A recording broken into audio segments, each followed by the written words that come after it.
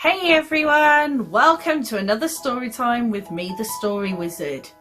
Don't forget to like and subscribe and share with everyone, okay? So, shall we see what the next story in our Thomas and Friends marathon is? No Nonsense Duck. Ooh.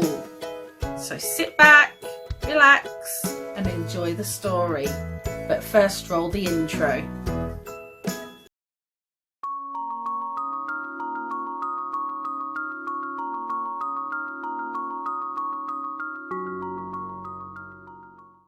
One morning, Percy was talking to Gordon and James in the engine shed. "The Fat Controller is getting a bigger engine to help me," said Percy proudly.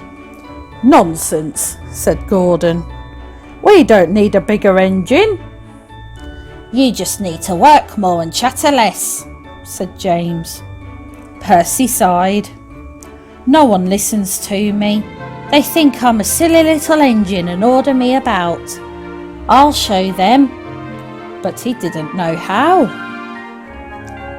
Later that day, Percy brought some coaches to the station. "Hello, Percy," said the Fat Controller.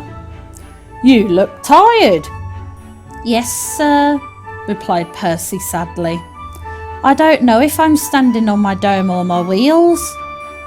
"Cheer up, Percy," laughed the Fat Controller. "The new engine can do the work here alone. You can help Thomas and Toby build my new harbour." "Oh, thank you, sir," said Percy happily. The next morning, the new engine arrived. He was a Great Western engine. "What's your name?" asked the Fat Controller. "Montague, sir, but everyone calls me Duck because they say I waddle," replied the engine. "I don't really, sir, but I like being called Duck." "Duck it is then," said the Fat Controller. "Percy, come and show Duck around." Percy and Duck got on well. Duck knew how to make the trucks behave, and soon they were almost finished. James, Gordon and Henry watched Duck quietly doing his work. "Let's have some fun," they whispered, and they wheeshed. "Quack, quack, quack." Percy was cross, but Duck ignored them. Then the engines began to order him about. "Do they tell you to do things, Percy?" asked Duck. "Yes, they do," replied Percy sadly. "Right," said Duck. "We'll soon stop that nonsense." And he whispered something to Percy. "We'll do it tonight." That evening, the Fat Controller was just about to go home for tea when he heard a terrible noise. He hurried to the yard. Henry, Gordon and James were wheeshing furiously. "Stop that noise!" bellowed the Fat Controller. "They won't let us in," hissed Gordon. And the Fat Controller realised that Duck and Percy were sitting calmly at the points outside the engine shed, refusing to move. The Fat Controller was very angry. "Duck, explain this behaviour," he shouted. "Beg your pardon, sir," said Duck politely, "but these engines are giving us orders. Please can you inform them that we only take orders from you?" "Duck and Percy, you are causing a disturbance," thundered the Fat Controller. "And as for you," he said, turning to the big engines, "you made the disturbance. Duck is quite right. This is my railway and I give the orders." Henry, Gordon and James were very embarrassed. From then on, Duck worked well at the yard and the Fat Controller was very pleased with him.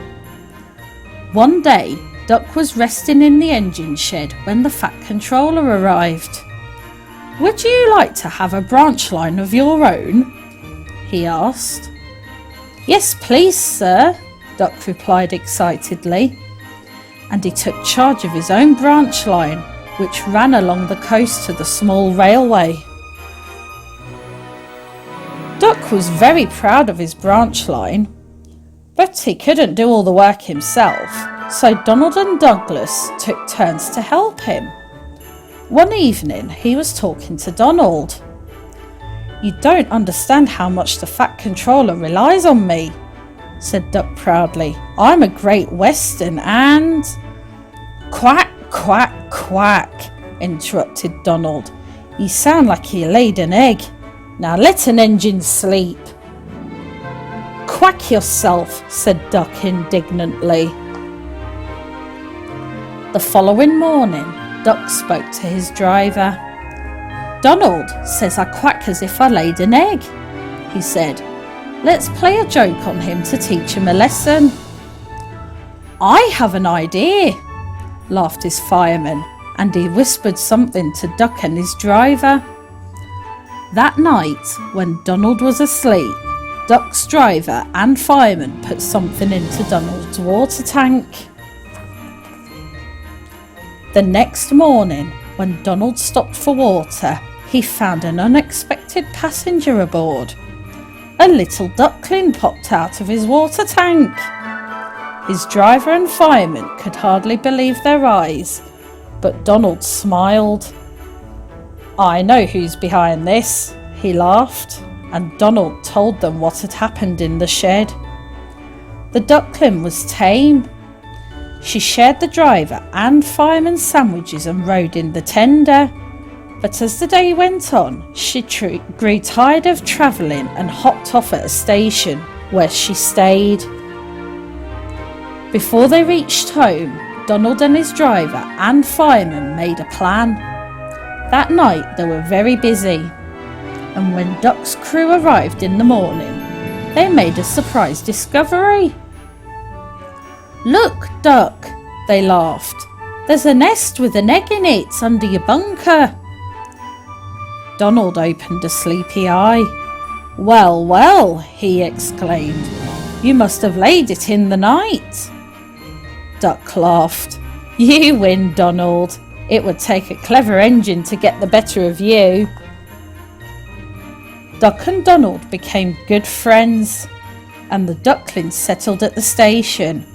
She lived in a pond nearby, but she always flew back to the station to welcome the engines.